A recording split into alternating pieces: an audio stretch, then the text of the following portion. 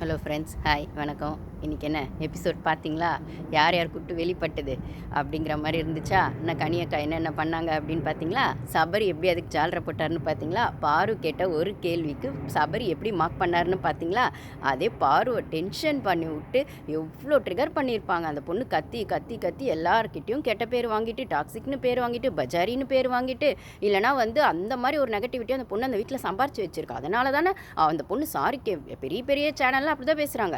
அந்த பொண்ணு சாரி கேட்டோன்னே எல்லாரும் எழுந்து சமைக்க போயிட்டாங்கன்னா எவ்வளோ இரிட்டேட் பண்ணியிருக்கோம் அந்த பொண்ணு அப்படின்னு சொன்னால், அந்த பொண்ணை சாரி கேட்க வச்சதுக்கு பின்னாடி நீங்கள் வெறும் அந்த பொண்ணு சூப்பர் டீலக்ஸ் வீட்டில் இருக்கிற ஆளுங்க பவரை காட்டணுன்றது பிக் பாஸோட ரூல்ஸு.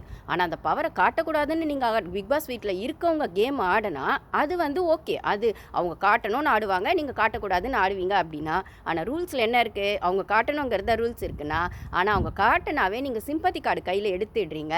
இல்லைனா வந்துட்டு என்ன சொல்கிறது, இன்றைக்கி வந்து பார்த்திங்கன்னா வினோத்தை வந்து அந்த மாஸ்க் டாஸ்கில் எல்லாருமே கார்னர் பண்ணாங்க.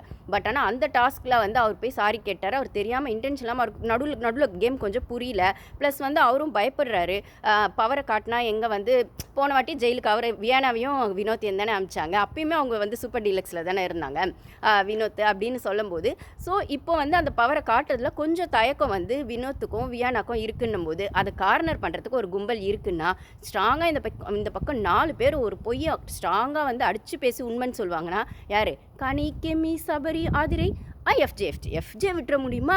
அவர் எவ்வளோ கண்டென்ட் கொடுக்குறாரு, உள்ள எக்ஸ்ட்ரா கண்டென்ட்லாம் நிறைய கொடுக்குறாரு, வாங்கின காசுக்கு மேலே நடிக்கிறாரு அப்படிங்கிற மாதிரி இருக்குது. ஸோ அந்த மாதிரி இருக்காரு அப்படின்னும் போது இன்றைக்கி எவ்வளோ பேரோட முகத்திரை கிழிக்கப்பட்டது அப்படிங்கிறத பார்த்துருப்பீங்க. சகுனி வேலை பார்க்குறாரு அப்படிங்கிற மாதிரி நான் ஒரு வீடியோஸில் போட்டிருப்பேன். அவரோட மாஸ்க் வந்து நல்லவர் மாஸ்க் தான் அவர் போட்டுட்டு வந்திருக்காரு. அதுதான் அவரோட ஸ்ட்ராட்டஜியாக இருக்குது. ஆனால் இன்றைக்கி எல்லாமே வெளியில் வந்துச்சு.